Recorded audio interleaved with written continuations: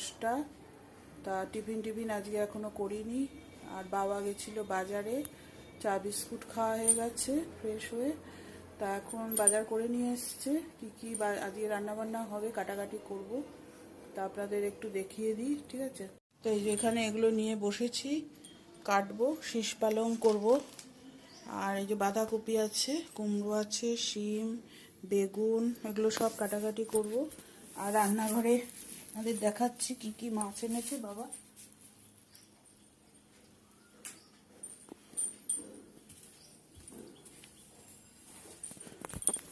এখানে এই যে রয়েছে মাছের মাথা, দেখতে পাচ্ছেন।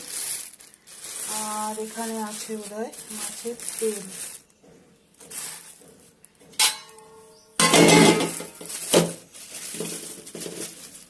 এই যে এটা পালং শাক দিয়ে হবে, শীষ পালংয়ের চচ্চড়ি। আর এখানে আছে ভোলা মাছ, এই ভোলা মাছ হবে। কি দিয়ে খাই বাবা, আসুক দেখি। এই যে বাবা খাচ্ছে কচুরি আর ডাল, দেখা যাচ্ছে।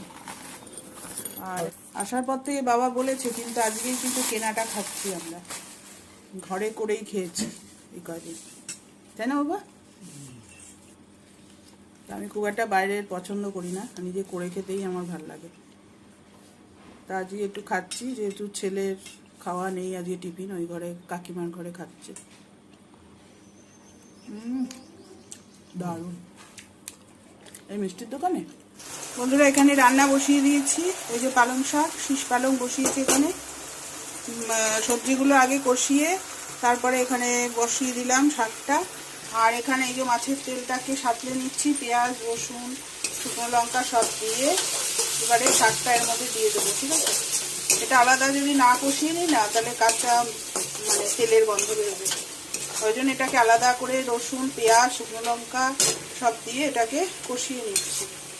এরপরে এই শাকটা এখানে ঢেলে দেবো, দিয়ে।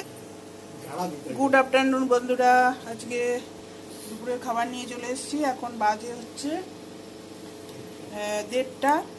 তা আজকে মেনুতে আছে ভাত, আর এটা করেছি পালং শাক দিয়ে, মাছের তেল দিয়ে, সব সবজি দিয়ে একটা ছেঁচড়া মতো, ঠিক আছে? তার সাথে আছে বেগুন ভাজা আর বড়া মাছের তেলের। আর এটা পাট শাকের ডাল আর মাছের সর্ষে বাটা দিয়ে, আজকে আর ঝাল না, অল্প অল্প ঝোল রেখেই রেখেছি, ঠিক আছে? এই হচ্ছে আজকের খাবার।